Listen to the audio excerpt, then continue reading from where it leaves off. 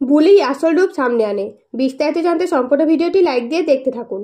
বুলি গন্ধেশ্বরী পুজোর আয়োজন করে কর্তা দিদাকে বলে সবকিছু ঠিকঠাক আছে কিনা দেখে নিতে। তখন কর্তা দিদা বলে কোনো ভুল নেই, সবকিছু সুন্দরভাবে করা হয়েছে।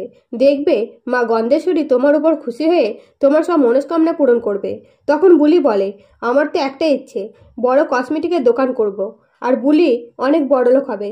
তখন তো আর বুলিকে কেউ চোর বলে অপমান করতে পারবে না। তখন পিসিয়া ছোটকা নীলাদ্রি বলে আমরা তোমাকে চোর বলে মানি না, আর যে তোমাকে চোর বলেছে তার ভাবনা চিন্তাই খারাপ।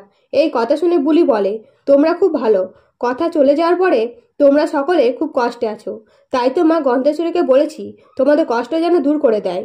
আর আজকে তোমাদের একটা চমক দেব, নতুন কিছু রান্না করব। তখন ছোটকা কথার কথা ভেবে কষ্ট পেতে থাকে আর কি রান্না করবে জানতে চায়, কিন্তু বুলি বলে না।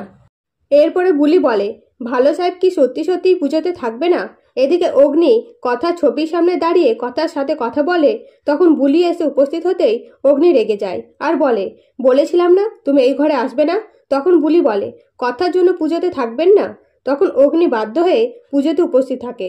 অন্যদিকে বুলি যখন রান্না করে তখন বুলিকে জব্দ করার জন্য রিচা বুলির শাড়িতে ইচ্ছে করে আগুন লাগিয়ে দেয় এবং সেখান থেকে চলে যায়।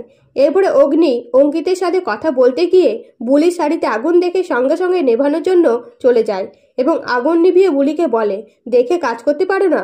আর পিসিয়াকে বলে বুলি কোথাও আঘাত লেগেছে কিনা দেখে নাও, আর যদি আঘাত লাগে তাহলে ওষুধ লাগিয়ে দিও। এই কথা শুনে বুলি বলে আমি ঠিক আছি, চলো মায়ের পুজো করি। এই বলে বুলি নিজে আরতি করে পঞ্চপ্রদীপের তাপ অগ্নিকে দিয়ে দেয়।